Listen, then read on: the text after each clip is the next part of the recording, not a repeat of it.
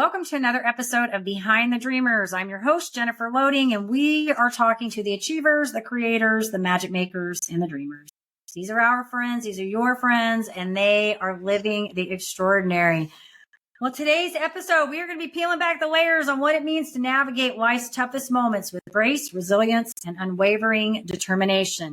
Imagine juggling the roles of an entrepreneur, author, soon-to-be podcast host, alongside being a devoted mother of two and proud wife. Our guest today embodies the essence of multi-passion pursuit, facing life's curveballs head-on, from navigating personal trauma and pain to making her mark in the competitive world. So I'm excited to chat with her. And you guys are like, what is all this about? She is incredible, great energy. You guys are going to be in for a treat. But before we welcome her on, I do need to do a quick shout out to our sponsor. This episode is brought to you by Walt Mills Productions. Need to add excitement to your YouTube videos or some expert hands for editing? Look no further. Walt Mills is the solution you've been searching for. Walt is not only your go-to guy for spicing up content, he's the force behind a thriving film production company with numerous titles in the pipeline. Always on the lookout for raw talent, Walt is eager to collaborate on film and internet productions. With a background deeply rooted in entertainment and promotion, Walt Mills leverages years of skills to give you the spotlight you deserve. Want to learn more about Walt and his work? Head on over to waltmillsproductions.net and let your content shine. All right. And with that, we're ready to bring our guests on today. So Chelsea is a shining example of strength and perseverance as a pioneering force in the construction industry, a field often dominated by men. Chelsea's journey is a beacon of inspiration for anyone striving to carve their own path in challenging environments. Her story is not just about surviving, it's about thriving by transforming adversity into achievement. Chelsea believes in the power of sharing our victories over adversity to offer hope and solidarity to those in similar battles. So welcome to the show, Chelsea. So excited to have you here today. Thank you so much. I am so excited to be here. It's going to be so much fun because you are just doing cool things. And I know you just had a book release, which is so exciting. Yep. And Thank so this show is all about, you know, our stories, our journey, like what leads us to where we are, what we've learned in that process, how we can inspire people. And I know you embody all of that. So I really want to open this up and talk a little bit about construction. How did this happen? Yeah, it's, I like to say I wasn't playing with Barbies when I was little and being like, I'm going to own a construction company someday. That definitely was not on the radar at all. So like, and I'm sure like many people, I fell into it, and I'll kind of say how I fell into it, but a lot of people do that. When you ask them like, how'd you get into what you're doing? So I have a Spanish degree and a broadcast journalism degree. From college, I had to do my internship. So I'm from a small town in South Dakota. I moved out to Denver to do my internship, did that. And then I just ended up staying. And at that point, like I had wanted to be the next Barbara Walters, but then I found out they make like 20 grand a year and work nights and weekends. And I was like, that sounds horrible. So I took a job because the like 6 months in, you know, the college bills start coming. And I was like, I just literally need a job. So I took a job at a like a temp staffing agency. So I worked at a bunch of random offices in Denver. And then that lady passed me on to her sister, who was hiring for an experiential marketing and trade show company. So I went and worked. I started as the receptionist there and then worked my way up through the company for about 5 or 6 years. And then I kind of just had this feeling that I didn't feel like I was doing anything like that really mattered, you know, in the world. I wasn't making an impact. But then I was like, I have no idea what I want to do. So did some soul searching. And then I actually quit that, got my master's in education, and became a high school Spanish teacher for 10 years. So did that till the last year was rough. Like one day a kid called me an effing waste of space. And I was like, okay. And then I remember just looking, like sitting there in my room, and I was like, oh, I don't like this anymore. So I was desperate to move on, but again, had no clue what I was going to do. And I started applying for all these jobs. No one called me at all, like crickets. And I was like, oh my gosh, you know, so the only job I got offered was as an office manager for a different construction company.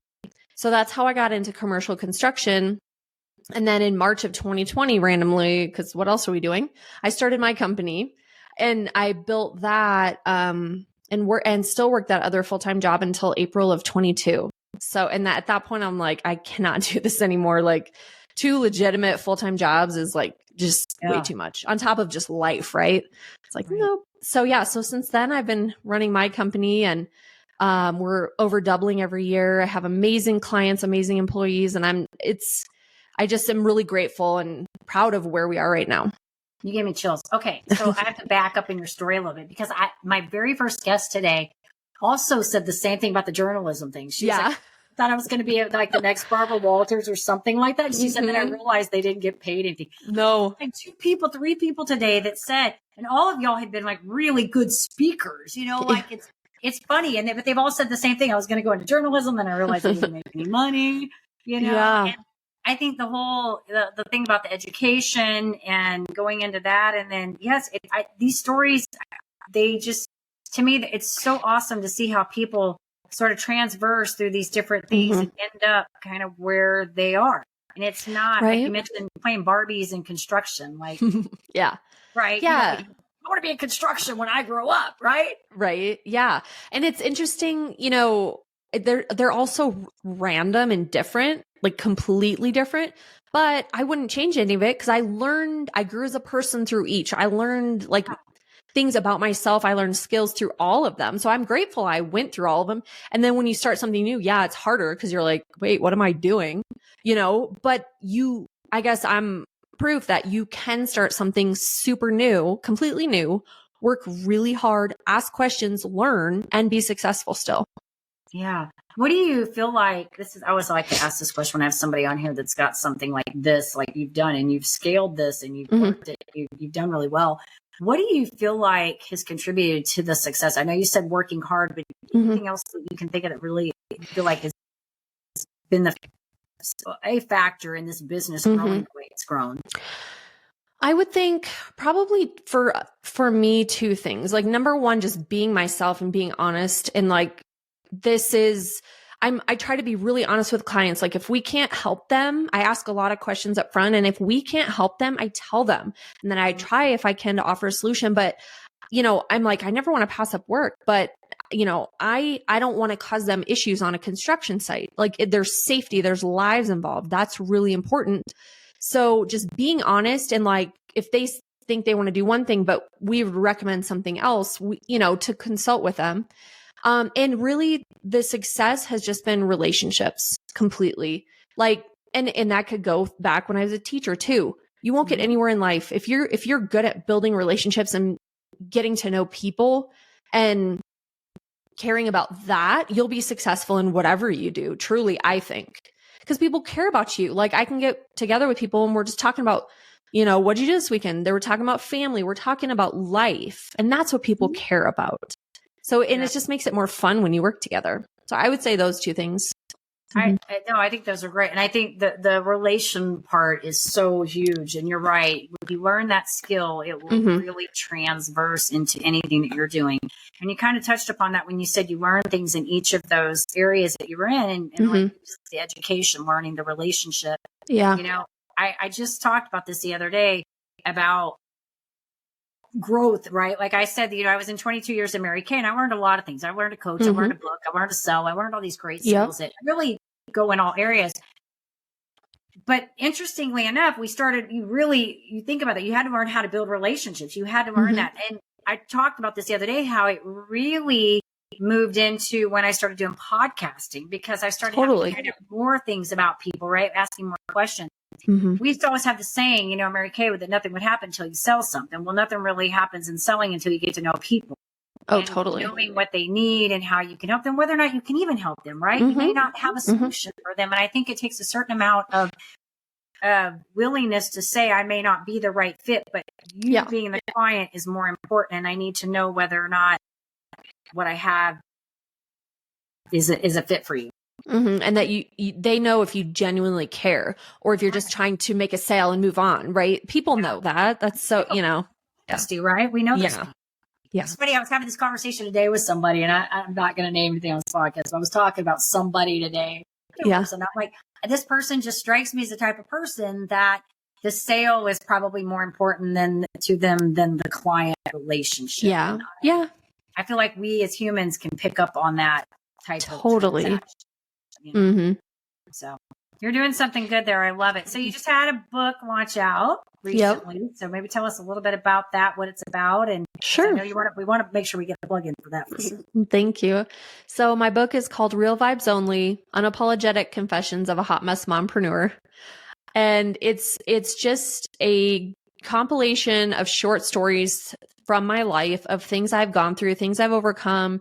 Some are pretty intense, some are kind of in the middle, some are lighter, but it's really just the whole goal of this. And there's such different stories, but the goal I didn't know what I was going to write when I started writing. These just poured out of me and then became this book. But really, I hope to inspire other women, other entrepreneurs, other busy people that, we've all gone through hard times in life, and you will get through. It won't break you. You will come out stronger on the other side. And just to give hope and really to say, be authentic and real. Like, why are we, especially as women, like trying to be perfect? And as moms, like, why are we trying to think we're alone and we're suffering in silence and we have to be perfect? That's right. Like, to find actual true connection and be happy and be fulfilled. Maybe we should just be honest and, find our tribe so we can be honest. And it's not like you're sitting there complaining all the time, but if you need a day to do that, do it. And have that safe person that you actually can do that with, right? But have people building you up and supporting you and just being real. And, in this world of like fake Instagram, like, they're making people feel bad about being real or feeling like guilt or shame because we don't look like them. We're never going to look like them. It's so fake, Yeah. Yeah. I remember what the whole title was. I just like the hot mess mom part. I like that. Yep. And there's a lot of hot mess. I think the first chapter is called If You're a Perfect Mom, Don't Read This. And then I list all the crazy things, and they're pretty crazy, that my two sons have done that week. And it's ridiculous. Well, and if you have boys, we know there's never a dull moment for sure. No. And my little one, we call the honey badger. He's crazy and I love him, but he's insane. And the stuff, I'm actually going to write a children's book about him because he has run away naked. And my neighbor texted me a picture saying, you got a streaker. He was 3. He climbed a 5-foot wooden fence and ran away butt naked. So he did that. He bought a $1,500 dirt bike on Amazon. He does the most random things. And I'm like, oh, please just take it easy on me, child. Yeah. That's so funny. I feel like boys, I have 2 girls and then my youngest is a boy. And I feel like they're just a little bit different. Yeah, they're a lot different. They do different things. And so I think my son's done maybe that crazy, but I feel like he has done some pretty crazy things. Yeah. I'm just like, please just stop. I know. My older son was like, oh, Mom, are you going to write a book about me? And I was like, hey, bud, think of all the stuff your brother does and all the material he's giving me, I got probably 20 books for that kid. And he's like, thank you later. He might be. He's like, I get it. He's like, I get what you're saying. It's okay that you don't write a book about me. Exactly. It's like the little one's got so much content. When they get older, he's going to be like, maybe didn't want to know all that stuff. Right? Yeah, right. So good. I love it. So good. So good. Yeah, I love what you're doing. What do you feel like? I mean, you've talked about starting all this up as a new mom, or not say new mom, but a mom new in the entrepreneur space. What do you feel like some of the biggest challenges were for you that you had to really kind of, and it's an ongoing, I know these challenges, anytime we're in business are kind of constant, but maybe some things that you, for a new person, maybe coming in that wants to start a company, some new things that you had to overcome. Entrepreneurs, are you ready to level up your leadership skills? Tune in now for an exclusive offer designed just for you. This is nuts. Did you know 63% of consumers prefer businesses aligned with their values? Recognizing your core values isn't just vital for business growth, it's the bedrock of effective leadership. Whether you're a seasoned entrepreneur or an aspiring creator, identifying your core values is a key step in constructing the framework of a successful leader, enabling you to lead authentically, expand your business, and live life on your terms. Kettle don't play. Flame the kettle to flame. go 100 all day. Foot on the pedal, no brakes. Paid on my dues, waited in line. Are you ready to access tools to kickstart your leadership journey? Unlock a treasure trove of insights and get your free resources at www.linktree/Jennifer Loehding. Take that crucial first step toward realizing your leadership aspirations and elevate your leadership game today. Yeah, probably the biggest things is having boundaries for your time. Like early on in the business, like pretty much every banker, insurance person, certain people email me, hey, can we have coffee and chat? I just want to see how I can support you. And I used to go to all of them. And then I realized how valuable my time is and that I literally do everything in the company. And I don't have time for that, right? It's truly a waste of my time. It's a waste of their time because guess what? I will drive my car off a cliff if I ever have to switch commercial insurance again because it's horrible. I just hate it so much. Or banks. So I'm like, I nicely say no. Like it's just, I have to pick what I'm doing and make sure whatever meeting or event, like, is it actually worth my time? Am I getting new clients? Am I learning or growing in some way? Is it inspiring me? And if it's not those things, then just say no. It's going to be fine. And then also I would say you have to make your schedule so that you are fulfilled because it is draining. It is crazy. Like being in construction today, my phone rang at 6 a.m. It was my employee. It was like snowing. So I had to call the client at 6 a.m. today. Yeah. So my days start early, but I get up usually really early. I go to the gym first thing. I'm home by 7 a.m. when my family's still sleeping because that is what I need to do for me before normally my phone starts ringing at 7 a.m. So it's like, I got that in.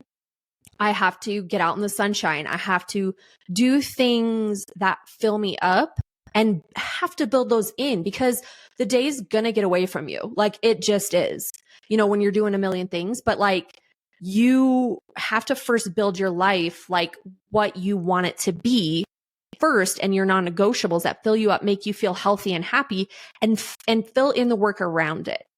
Otherwise, like what's the point of being successful in however many years when your health is failing, you're getting divorced, your kids hate you? Like that's not success to me. If the company appears successful, but everything else is falling apart. Like to truly be happy, you have to do it now, right now and build it in. And then it's actually enjoyable. And not every day is, but you have to, that's your goal going into each day. Right. You said two amazing things there. One of those I work on with people on all the time, and that's trying to create that harmony, right? It's like trying to teach them sustainable habits so that they can take their business for the long haul, but also not compromise those values that you're talking about. So I think that's so important because, I ask this question all the time to people, like, how do you define success? And a lot of times they'll, for most people that I feel are truly successful, it's that they're living life on their terms, meaning they're able to do the things that they enjoy doing, make money at the things that they enjoy doing, but live their life the way they choose to construct it. I think the other thing that I like that you said is that you have to design it. Like you have to create it to live it, right? Because I think so often, I would say probably I did a podcast with a guy on my show and I asked the question, like how many people, I can't remember how he posed it, but it was how many people do you feel like are truly successful? And he says like 2%. So we call it the 2%er club, right? Because that means 98% of people go through life really waiting for things to be right to design the life. Like and they'll never, and then they'll be at the end of the life and they'll be like, oh, I didn't even live my life. I wasn't happy. I wasn't fulfilled, right? It's like a runaway train. Like you bring the train back, get off the train and create, your thing. Like, so many, it's sad that so many people live like that. Yeah. Well, and I think honestly, Chelsea, I think it's because they don't know what they don't know, right? Like I feel like when you get into a place where I don't know what the word I'm looking for, how to articulate, but I think when you get into a place where you realize how you define success, right? Like what that looks like to you. And for me, what that is those things I told you. It's being able to do the things I love. It's being able to live within my values, not compromise, right? You talked about that well-being part. That's a very big part of my life. And a lot of that is because I do have a chronic condition that I deal with, a health condition.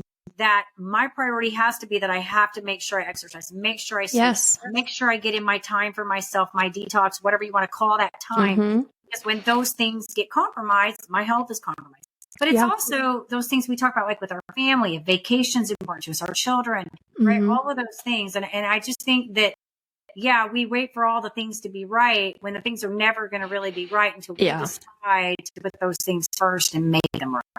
Absolutely. It's like learning to live in the messiness, the messy chaos, but that's beautiful now because life will never be perfect. And if it is, quote, perfect, that means you're like not living it. You're not like pushing yourself. I mean, that just sounds boring to me. Like, it's, you know what I mean? Like I always tell my kids, like, we're weird. We don't want to be perfect. That's boring. You know, like we're weirdos, kids. And they're like, yeah, mom. I had a mentor that I worked with for a couple of years, and he used to always talk about this in business. And like I said, he's like, if you don't have a fire burning, it's somewhere in your business, you are not growing, right? And I think that's what life is. It doesn't mean you go out and bringing chaos into your life, but it means that the whole thing is a journey. Everything that every step we take, every day we get up, every day we breathe is a journey. And if you're sitting on the sidelines with this perfect every single day, then you're stuck in a non-growing pattern. And and maybe that's okay for you. There's nothing wrong with that if it is okay for you. But for people like you and I who want to be growing, I imagine most of the listeners that are listening to this show, we all want to be growing. We want to continue to thrive. Yeah. And that means there's going to be a little messy in the middle. Period. Totally. Like we aren't meant to live mediocre lives. Like we are not meant to do that. Like we'll be like nervous and doing things that scare us because that's who we are. We want to be pushing ourselves and growing. Like I have a million things to do and I'll try to get some stuff off the to-do list, but then I'm like, oh, I want to do this. I want to do that. Like it's like, I don't think I'll ever stop having a massive to-do list because I keep thinking of new things that I want to do. I'm like, oh, stop it. But I can't. I just can't. The minute things start to settle down, I'm like, maybe we should shake something up on the podcast, or maybe we should create a new title for this. Let's change everything. Let's just change it all up. And then I get bored and I'm like, let's just put it all back again. So, right. I know. I was talking to a guy earlier today, and he was like, if we're talking about creators and stuff, and how when you're in the entrepreneur space and you're kind of a creator, all of us, I think, have a little bit of creative in us in some way, that we just continually, we get to a place where we can be okay with who we are, but we like creating and we like manifesting things. And it doesn't mean that we're necessarily unhappy. It just means that we enjoy, like I told him, I said, for me, I don't know about you, but I love ideas. I'm like a sucker for an idea. If somebody calls me up and they're like, hey, I have an idea, like I'm excited. Like, you're like, ooh, I want to know. Tell me, do I need to know about it? I have to, like you, say no to a lot of things because I can't be a part of all of them, but I love ideas and I love telling me things are creating. And so, there's so much goodness in all that you said. Lots to be said about all of it. Get those priorities in place, right? Yep. So you're doing cool things. So you got a podcast about to launch here pretty soon. You're excited about that. You're trying to get the name for that. You want to tell us a little bit about it? What's going to be happening with that? Yeah, this is not my zone of genius, is thinking of names for things. It's really, I just feel bad at it. You know, when you're good at something, I'm definitely not good at this, and I'm trying so hard, but I'm trying to name the podcast, but really I want to do solo episodes and then with guests, but very similar to your show. Like I want to have inspiring people on, telling stories, telling things they've been through, going through adversity. What did they learn from it? How did they get out? You know, just inspire people and also just talk about real life, you know, and not this fake stuff that we see everywhere. So yeah, I just love every time I'm on a podcast, I leave, I'm like, yes, you feel so good just connecting with people, right? Other driven, positive people. And yeah, so that's kind of the goal. But yeah, I just need to find the name. You will get it, you know, and I will. About podcasting, you know, I think I've met so many incredible people on these shows. Yeah. Probably over 300 people now. Yeah. And I tell you, learn so much from them. Like I learn so many things. And you hear a lot of the same things come up in different ways. Right? Yeah. Yeah. But I think it's so fun being in that because like if you have nobody to talk to, just do a couple episodes. Like you get your cup filled in a day, and it's like, Oh, man, totally. they never had to leave my house to do it. You know? Yeah. It's such a good thing, and I think with all the world, there's so much negativity out there that it's fun when you get to have positive things to put out there, and that's why I like doing. That's why I like talking to people like you because I think that we just don't hear enough of that. Yeah, it's inspiring. The world's like heavy and just cold and sad and like depressing every time that I run from the news, like literally run. I hate it so much, but my husband loves it. And I'm always like, more death and destruction. And then I like run out of the room because I hate it so much. And it's like, because I'm an empath and I'll hear a story accidentally or accidentally read it. And then I'll cry about it for months. And I'm like, why did I read that? I'm like, that way too. no. It's so funny you say that because a lot of times my husband has like a couple things. You know, we're in Texas, so he has a couple things. It's like politics, gun shows, and self-help. You know, and any given day, I'm okay with the self-help. But after a day of, you know, a whole day of doing that, like, I'm done. I need out of that. I don't want to look at guns, and I don't want to hear any politics. Oh, I hate talking about politics, too. We got on tonight. Which one are we doing tonight? Are we going to start cycling them? We're going to go through the cycle. Can we maybe just put some trash on for a while? Yeah, like mindless, like, yeah. Maybe it's a new thing or something. I'm like, the gun show. Like, how many times can we look at the gun? My husband would love that. I'd be like, oh my God, seriously. Yeah, I'm like, they all kind of look the same. I don't know. What do we? He's like, no, this one's better. Just go by yourself. Yeah. Like, I'll go do something fun. And I am an empath too, so I do that with like the animal things. Like I see animals and stuff like, you know, they come over my thing, and I'm like, yeah. I'm like, why did I see that? Yeah, it's so bad. Well, I'm excited for your podcast because I think it's going to be great. You will get that title figured out. You know, I have become an avid fan of the Chat GPT these days. And funny story, I was trying to create a title for anybody out there listening to this. I was trying to create a new title for my business cards because I went from doing. You know, I was in Mary Kay for 22 years. So I was like an affiliate marketer. I was a consultant. Then I went to affiliate marketer. And then I was trying to figure out, like, what do I put for the type of coach that I am? Because I'm a hybrid between like a life coach and a business coach. I can do both. But I do more like what I told you, where I'm trying to teach people how to bring the two together. It's not just about learning how to do your business, but how do you navigate your life? And so I was like, in Chat GPT, I kept typing in, like, give me a title for this. Give me a title for this. And I finally, it gave me like, success maven. I was like, I don't know about the maven, but then I got success architect. And I like that because I kept using the word architect in my program, that like I was teaching them a framework of architecture on how to design their business in alignment with their life. And it's this whole program. So I ended up coming up with success architect. And then somebody told me, they're like, I kind of like that title. Yeah, I like that a lot. Like mindset coach or leadership coach. It's different, but it's cool. It's still, I like that. All those, but it's a little different. So then people are like, what's a success architect? And I'm like, well, we'll talk about it. It's really, it like invites conversation. I actually am using Chat GPT to try.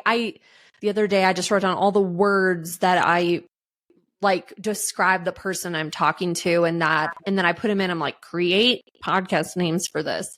And I have like 60 to go through, but I'll probably, it's more, I'm just using it for inspiration to like pick and choose. But I have a friend just told me about that like 9 months ago. I'm like, what's this? I live under a rock.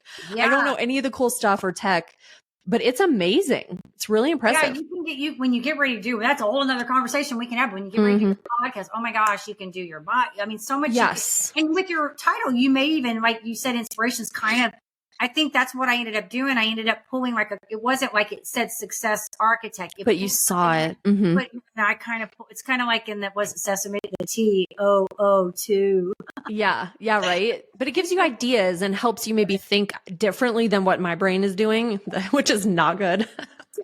Probably, I think we get so, you know, I had a guest come on my other show that was talking about the right brain and the left brain. And we get so task oriented. Yeah. The creative side of our brain sort of goes in stall mode. It does. That's why you have a hard time. So I found that, you know, for I don't know how you are, but sometimes when I need to be creative, I have to do it like at weird times, like when I'm walking the dogs, or like when I'm not really working on work stuff, you know, or in that zone to be task oriented. Like, no way, it's not happening. Yeah. I have to do that or like physically move away from my office. Because like in my office, it's like work, you know what I mean? I'm just sitting here working. And so I have to maybe go to a coffee shop or do, when I was writing my book, I'd take my laptop to the coffee shop and be like, focus, write for an hour or two, because sitting in my office at home, for some reason, I'm just like stalled. It's very odd. Yeah. Just change it up, change the energy. This is good.